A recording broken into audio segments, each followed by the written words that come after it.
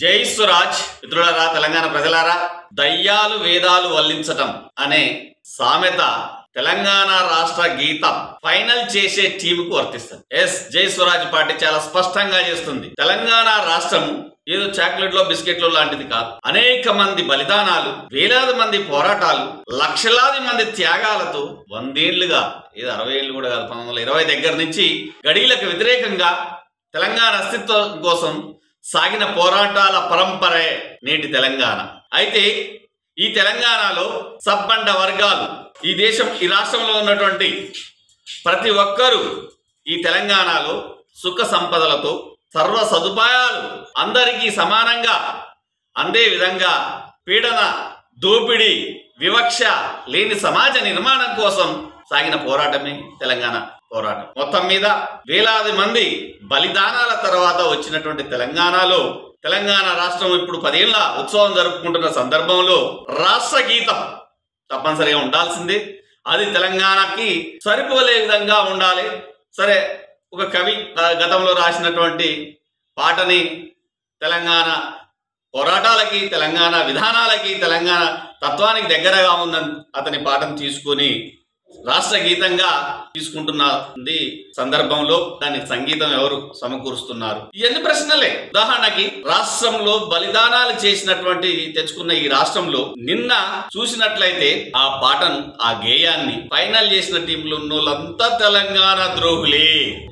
జై స్వరాజ్ పార్టీ స్పష్టంగా చెప్తుంది. ఏదో కొందరు తప్ప తెలంగాణ అస్తిత్వం కోసం పోరాడినటువంటి నేపథ్యం లేని వాళ్ళు అక్కడ కూర్చొని తెలంగాణ రాష్ట్ర గీతాన్ని ఫైనల్ చేశారు. ఒక ఆయన తెలంగాణ ఉద్యమానికి అడ్డంగా తుపాకులు పట్టుకొని పోయిన వ్యక్తి, ఇంకొక వ్యక్తి తెలంగాణ ఉద్యమాన్నే వ్యతిరేకించే పార్టీలో కీలకంగా ఉన్నటువంటి మరో వ్యక్తి, ప్రభుత్వంలో తన పనులు సాగటం లేదని, తన కాంట్రాక్టులకి దొరకటం లేదని, తన కాంట్రాక్టుల బిల్లులు రావటం లేదని కోపంతో తెలంగాణ మిషతో పదవికి రాజీనామా చేసి ఉద్యమం చేసినటువంటి వ్యక్తి, ఉద్యమంలోకి వచ్చి నీ తెలంగాణ కోసం వచ్చి చెప్పుకున్న వ్యక్తి, తెలంగాణ ఉద్యమం ఒక ఉవ్వెత్తున లేస్తున్న సందర్భంలో ఒక గొప్ప పోరాట చరిత్ర లేకపోతే బలమైనటువంటి నేపథ్యం ఉన్నటువంటి వ్యక్తిని తెలంగాణ ఉద్యమానికి సారథిగా పెట్టాలనుకున్నప్పుడు ఉద్యోగ సంఘాల నాయకులు, ప్రజా ఉద్యమాలు చేసినటువంటి నాయకులు పేర్లు ముందు వరుసలో వచ్చినప్పుడు కుట్రతో పట్టుమంటే 10 మంది తన వెంట లేనటువంటి ఒక అంశాన్ని నిక్కచ్చిగా మాట్లాడలేనటువంటి వ్యక్తి, బానిస తత్వానికి ప్రతిరూపంగా కనిపించే వ్యక్తిని తెలంగాణ ఉద్యమ సారథిగా ఆనాడు చేశారు.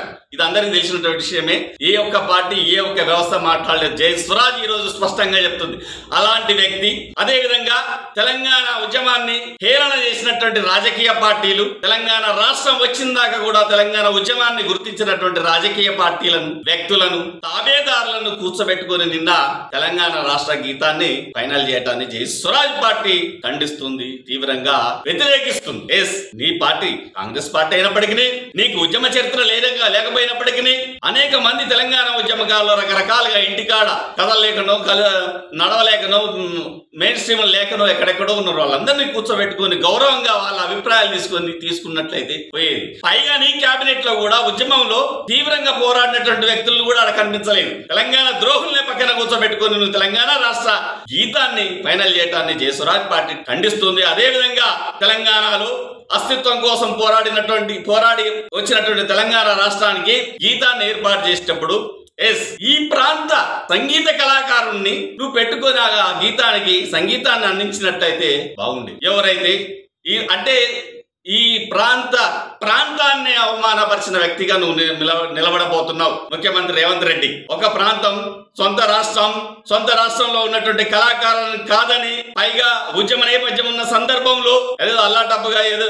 సందర్భం లేని పాట గురించి నువ్వు సంగీతానికి తెచ్చుకున్నావు అంటే అమెరికాలో ఉన్నటువంటి వ్యక్తిని తెచ్చుకొని పాడించుకున్నా ఎవరేమైనా పోయేవాళ్ళు. కానీ కీరవాణిని, ప్రాంతానికి సంబంధం లేని వ్యక్తిని తెలంగాణ రాష్ట్ర గీతానికి సంగీతం సమకూర్చడంలో ఉన్న కుట్ర తెలంగాణ ప్రజలు గ్రహిస్తున్నారు. నిజంగా తెలంగాణకి ఇలాంటి పాలక వర్గం రావడం దౌర్భాగ్యమని, దీన్ని త్వరలోనే ప్రజలు కూడా తెలుసుకొని తిరుగుబాటు చేసే రోజు వస్తుందని జై స్వరాజ్ పార్టీ తెలియజేస్తోంది. ఇప్పటికైనా రానున్న రోజుల్లో తెలంగాణ రిలేటెడ్, ఉద్యమ రిలేటెడ్ నువ్వు ఏమి కార్యక్రమాలు చేసినా ఉద్యమకాలను, ఉద్యమ నేపథ్యం ఉన్న వాళ్ళని నీ క్యాబినెట్ లో కూడా నిక్కచ్చిగా పనిచేసినటువంటి వ్యక్తులను నీ దగ్గర పెట్టుకొని కూర్చొని మాట్లాడు. ఉద్యమ ద్రోహుల్ని వెంట పెట్టుకొని చూస్తుంటే సమాజం గుడ్డిది కాదు.